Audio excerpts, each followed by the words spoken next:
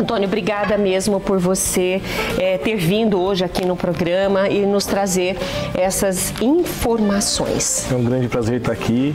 Eu simplesmente sinto pelas pessoas que estão em casa a televisão não ter cheiro, porque esse cheiro da batata tá maravilhoso. Mas depois eu quero que você experimente. Vamos experimentar, mas olha, a próxima geração de televisão tem que vir com cheiro, porque é um pecado as pessoas não sentirem. Seria tão bom, né? Maravilhoso, maravilhoso. E olha, o Ticianelli, ele, como eu já falei para vocês, é engenheiro químico e ele vai nos trazer justamente essas informações para quem quer e precisa economizar no combustível. Primeiro, aqui no Brasil, nós temos a possibilidade, inclusive, de não ter somente a gasolina, mas temos o alternativo, que é o etanol. Né? Então, é um segundo combustível, além de diesel e outros tipos de combustível. O mais comum que as pessoas usam é o álcool, o etanol e a gasolina. Exatamente. Até é muito importante você tocar nesse tema, porque as pessoas pouco sabem, mas o Brasil é o país que tem a matriz energética mais sustentável do mundo. Cerca de 40% da nossa matriz energética é de fonte renovável. Se você comparar com os outros países do mundo, ele só tem 10% ou 15% da matriz energética renovável. Então a gente está muito à frente dos países americanos e dos países europeus. Então o Brasil é o país líder nesse tipo de tecnologia. E aqui no Brasil o mais difundido hoje é o etanol, né? E a gente tem obviamente os biodiesels que já levam uma parcela de combustível à base de vegetais, mas o etanol realmente é a tecnologia mais avançada que a gente tem hoje, não só no Brasil como no mundo. No biodiesel, qual é o vegetal mais comum a ser usado? Normalmente, no último anuário estatístico da ANP, que é a Agência Nacional do Petróleo, eles informaram que cerca de 70% da produção nacional vem da soja. Aí depois você tem o nabo forrageiro e outras sementes rasteiras que eles chamam, que também são utilizadas para produzir o biodiesel. O biodiesel. Exatamente. Ou seja, estamos à frente também disso. Exatamente. O Brasil hoje é o país que mais investe em tecnologias sustentáveis para a substituição dos combustíveis fósseis, como a gasolina, o diesel normal, o óleo pesado, enfim, toda essa gama muito grande. Agora, como nós devemos e podemos usar tudo isso? Agora é com o Ticianelli. Vamos lá. Eu acho que a primeira questão é, a gente vive num país que a gente tem um sistema de mobilidade urbano muito prejudicado, então por isso as pessoas usam mais carros do que nos outros países. O segundo é que as extensões do Brasil são extensões continentais, então obviamente você tem que se movimentar de alguma forma e os carros são a forma escolhida.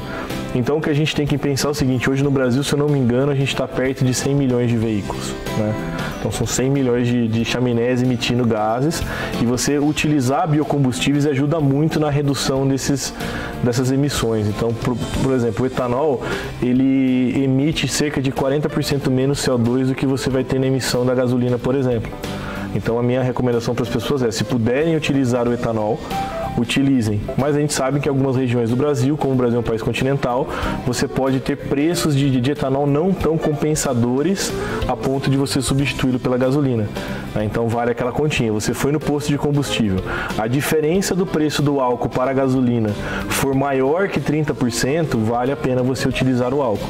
Se a diferença for menor que 30%, você usa a gasolina. Por quê? Porque o álcool normalmente ele é 30% mais consumista do que a gasolina. Então um veículo a álcool ele consome mais que um veículo a gasolina, embora ele polua menos. Então a minha recomendação é, se puder usar o etanol, vamos utilizar o etanol. E essa porcentagem, ela vem descrita nos postos de gasolina? Existe uma lei federal que obriga o posto de gasolina a dizer quantos % do valor, da diferença entre os valores está sendo representado pelo preço do etanol. Então, só recapitulando, se naquela porcentagem exposta no posto de gasolina estiver maior que 30%... vale a pena utilizar etanol. Aí usa o etanol, abastece com o álcool. Exatamente. E se estiver menor que 30%, vale a pena abastecer com a gasolina. Com a gasolina. E aí é uma lei federal que ele tem que deixar isso estampado próximo às bombas de combustível. Isso todos os postos de gasolina, sem exceção? Todos os postos de gasolina, sem exceção. Isso é uma regulamentação da Agência Nacional do Petróleo. Agora, nós estamos falando de tipos de combustível e tem alguns combustíveis que ainda são especiais. Por exemplo, a gasolina. Tem as gasolinas aditivadas. E quem não coloca as gasolinas aditivadas tem aditivos que se coloca nessa gasolina. O que é esse aditivo? Vamos lá, a gente classifica os aditivos em 3 categorias básicas, né? São os dispersantes, os detergentes e os melhoradores de combustão. Então, os detergentes e os dispersantes, eles vão fazer uma limpeza no sistema interno onde o combustível corre dentro do motor, motor e nos bicos de injeção do combustível. E essa limpeza vai fazer com que você flua o combustível de uma maneira melhor e que você injete mais combustível e o carro tenha um resultado melhor. Os melhoradores de combustão, eles vão garantir que aquela quantidade de combustível que você está injetando é mais do que suficiente para gerar energia para dentro do motor. Ou seja, você vai ter uma queima mais perfeita. Você vai gerar menos gases poluentes quando você tem uma queima mais perfeita. Porque o carro começa a consumir menos. É mais ou menos o seguinte, você imagina que o carro está consumindo 1 litro para puxar 100 quilos. Com o melhorador de combustão, ele vai entender que aquele 1 litro é muita coisa, então ele vai começar a injetar menos combustível para transportar os mesmos 100 quilos. Então, ou seja, você usa menos combustível para fazer o mesmo trabalho que você faz diariamente. Então, você vai melhorar as médias do carro. Então, um carro que faz 10 km por litro, por exemplo, que é o padrão, ele vai passar a fazer 11, talvez 12 km por litro. E isso, no final do mês, é um ganho muito grande. Isso na escolha da gasolina aditivada ou no aditivo que você vai colocar? Isso no aditivo. As gasolinas aditivadas elas vão te dar um ganho um pouco menor, por volta de 3 a 4% em algumas marcas específicas. Mas a vantagem das gasolinas aditivadas e dos aditivos é que a longo prazo você vai demandar menos manutenções no seu veículo. Então aquelas trocas de filtro, as trocas de velas vão poder ser um pouquinho mais estendidas e você vai ter menos gasto na manutenção do veículo. Bom, agora você explicou o que esse aditivo faz no motor do carro, então você dá um energético exatamente. Pro carro, o carro funciona melhor, todo feliz, economizando um pouco do combustível. Exatamente. Porque vai menos combustível para fazer a mesma função. Exatamente isso, perfeitamente. Agora, aqui está marcado aqui, ó. Muitas vezes tem combustível no tanque, mas a gente para no posto e aí você vai abastecer. Você sempre tem que abastecer com o mesmo combustível. Hoje nós temos os carros flex. Eu posso, mesmo tendo combustível no meu tanque, colocar um outro combustível? Eu tenho que esperar acabar tudo. Vamos lá, isso é um mito, né? Que as pessoas precisam entender o que acontece. O carro hoje em dia ele é um computador. Né? E nesse sistema de interpretação de dados, ele tem lá no escapamento dele um equipamento chamado sonda lambda. Então o que ela faz? Ela mede emissões de gás do carro e por essas emissões de gás ele consegue entender qual é o tipo de gasolina que ele está utilizando. Então as montadoras recomendam que, se você vai substituir o etanol pelo álcool, que faça pelo tanque completo e que rode pelo menos 10 km após o abastecimento, que é o tempo que demora para esse sistema calibrar todas essas emissões de gases e interpretar que o combustível que você está usando é o etanol ou a gasolina. Então, na realidade, é um mito, mas é um mito que a gente consegue desvendar parcialmente ele. Então a realidade é essa, você pode colocar qualquer tipo de combustível, desde que você rode um mínimo de 10 km após o abastecimento. Se você não roda esses 10 km, talvez ele não tenha tempo de calibrar e compreender qual é o combustível que você tem dentro do seu veículo, e aí você começa a ter um problema de consumo excessivo. Ou seja, sair do trabalho, vou aproveitar e já deixar abastecido. Abasteço, vou e coloco o carro na garagem, e não andei os 10 km. Se você trocar o combustível e não andou, você vai ter problema. Provavelmente você vai ter um aumento de consumo de combustível e aí você vai ter que ir até uma concessionária para ele poder resetar o módulo de injeção do seu carro para que ele possa entender qual é o combustível que está disponível ali. Gente, acho que isso vale a pena repetir, porque eu vejo que muitas pessoas fazem exatamente o que eu falei. Já saem do trabalho, abastecem, vão para casa, colocam o carro na garagem. Esse é um equívoco. Então, o certo seria abastecer pela manhã e já ir para o trabalho, já gastar os 10 km. Exatamente, rodar esses 10 km. Se você trocar, né? Se você vem abastecendo sempre com gasolina, isso não é necessário. Aí não faz diferença, mas se você passar para o etanol, por exemplo. Ou do etanol para a gasolina, você tem que fazer exatamente isso, rodar pelo menos 10 km para que o carro possa compreender qual tipo de combustível que está sendo consumido por ele. Difere alguma coisa das informações que você já nos passou em relação à gasolina e ao etanol para o diesel? O diesel é um pouquinho diferente, né? Porque o diesel eles não têm opção, né? Hoje em dia, pela regulamentação brasileira, só o S10 pode ser comercializado, né? Que é um diesel com 10% com 10% de biodiesel e 10 ppm de enxofre só, né? Então ele tem uma parcela aditivada. Ele recebe uma parcela de biocombustível dentro. ele recebe essa parcela de biocombustível, mas ele não tem aditivos que se coloca. Não, ele tem os aditivos normais dele, que já vem da refinaria. Então ele já vem pronto. Já vem pronto já. Então você não precisa adicionar mais nada. Se você quiser ter um desempenho melhor, você tem alguns aditivos extras que você utiliza nos postos de combustível que existem nas gôndolas lá. Mas tem que ser próprio para diesel. Próprio para diesel. Ele vem indicado, normalmente os aditivos ele vem indicados, é para veículos flex, gasolina, etanol ou diesel. Você encontra lá escrito nas etiquetinhas. Agora, Antônio, fala para mim. De que forma nós podemos usar esse combustível e economizarmos um pouco mais? Porque eu fiquei muito interessada. Não, realmente, né, se você pegar a grande parcela brasileira hoje recebe até 2 salários mínimos, né? E se você pensar que que um tanque de combustível chega a custar R$300, né? Então, você ter 10% de economia para essa família são praticamente aí 10 ou 20% do salário dela ao ano. Então isso acaba para ela sendo muito impactante. Então, recomendações: manter a manutenção do veículo em dia, isso é muito importante. Manter os pneus calibrados, porque o pneu fora de calibração ele pode representar um aumento de consumo de até 10%. Né? Vou voltar no pneu calibrado. Para cidade e para estrada são calibragens diferentes, mas cada carro, principalmente os novos, vem com a etiquetinha de quanto você deve Exatamente. deixar. Então, respeitar essa etiqueta. Respeitar a etiqueta, porque ali ele fala para você a condição de peso que você normalmente transporta, se você tem a circulação mista ou só cidade ou só estrada, isso influencia, né? Porque, por incrível que pareça, uma coisa boba que a gente quase nunca lembra, mas uma diferença mínima de calibragem representa um aumento de consumo de até 10%, né?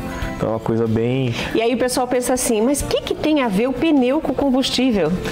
Tem muito, né? Muito a ver, né? A gente vai ter que entrar lá na parte da aula de física, né? Que a gente fala sobre atrito, porque você tem mais área, mais atrito, você consome mais. Então essa seria uma explicação simples, né? E aí, associada a isso, qual que é outra recomendação que nós damos, né? Ou seja, procurar combustíveis de muita qualidade. Ah, mas como é que eu sei isso? Em Campinas existe uma rede de postos credenciados chamada Recap, né? Eles fazem um trabalho já de mais de 25 anos na cidade de Campinas e eles têm todos os postos lá, tem um selo de qualidade, ou seja, eles se autorregulam com relação à qualidade dos combustíveis para que o combustível seja seja disponibilizado da melhor forma possível para o consumidor final. Então, por quê? Porque se você tiver um combustível batizado, combustível irregular, você vai ter problemas de entupimentos, queimamento, você vai queimar alguns terminais eletrônicos do carro, isso vai te dar um gasto muito mais alto. Então não economize no combustível achando que aquele posto está mais baratinho, que não estou desfazendo aqui do trabalho de ninguém, pelo amor de Deus, mas às vezes não tem uma bandeira, ou seja, não tem quem faça a regulação da qualidade daquele combustível. Então o que nós estamos falando aqui é sério, porque se você coloca um combustível qualquer no seu carro, vai colher depois os gastos, os frutos dessa má qualidade do combustível. Não, exatamente. Se você parar para observar o que acontece, você tem toda essa questão de regulação da qualidade do combustível. Então, minha recomendação você sabe que a gasolina na sua região ela custa, por exemplo, por volta de R$6. Se alguém te oferecer alguma coisa muito diferente disso, por exemplo, 50 centavos a menos, desconfie. Né? 10 centavos vai lá. Né? Porque aí é uma questão de tamanho de redes de postos, né? E o que eu acho que tem que chamar a atenção realmente é isso. O posto é fiscalizado, né? Você vai ver lá, existem selos da ANP, selos do Inmetro, o pessoal da Recap, que é credenciado, essa associação de postos também vai ter esse selo. Isso dá uma garantia a mais para o usuário final que aquilo que ele está consumindo realmente tem qualidade, porque... Imagine, é um patrimônio que você tem. O carro não é um veículo barato, né? Não é algo barato que você compra. Então, ainda que fosse, ainda demandou tempo, demandou dinheiro, né? E a gente pede tanto para receber uma ajuda, então a gente tem que cuidar bem disso. Então, a minha recomendação é, não economize nas menores coisas para não ter prejuízos maiores. E olha, os prejuízos são grandes, porque quando você manda o carro para a concessionária ou para a oficina especializada, você vai gastar muito mais, porque aí tem troca de peças, as peças muitas vezes são importadas, então busque um combustível aí de qualidade para você ter tranquilidade. Às vezes está na estrada, a gente vê tanta gente com o carro parado, a gente fala assim, nossa, mas o que será que aconteceu com esse carro? Ou é falta de manutenção, sim, né? Ou é muitas vezes até um combustível ruim, ou um pneu que deveria ter sido trocado e não foi. Exatamente. Então não vamos ficar na estrada, não. Pois é. Bora curtir. Eu chamo de economias burras, né? A gente faz algumas economias burras que nos cobram preço no final do ano e aí a gente entra num prejuízo muito grande, né? Então, tá chegando o próximo ano, começam a chegar todos aqueles impostos que a gente tem que pagar. Eu acho que qualquer economia no decurso do final do ano ajuda a gente pro próximo ano aí. Fala nisso, Miguel, vem aqui comigo, vem aqui. Eu tenho hoje um visitante aqui, só para a gente encerrar. Enquanto isso, nós já colocamos os contatos do... porque ele disse assim que ele gostaria muito hoje de aparecer aqui com a gente, né? Ficou feliz? Tá feliz? Sim. Então agora olha para aquela câmera lá e faz um tchau. Aqui, ó, naquela que tá a luzinha acesa lá. Aí, fala Feliz Natal. Feliz Natal. Ai, que gostoso. Eu vou apertar ele.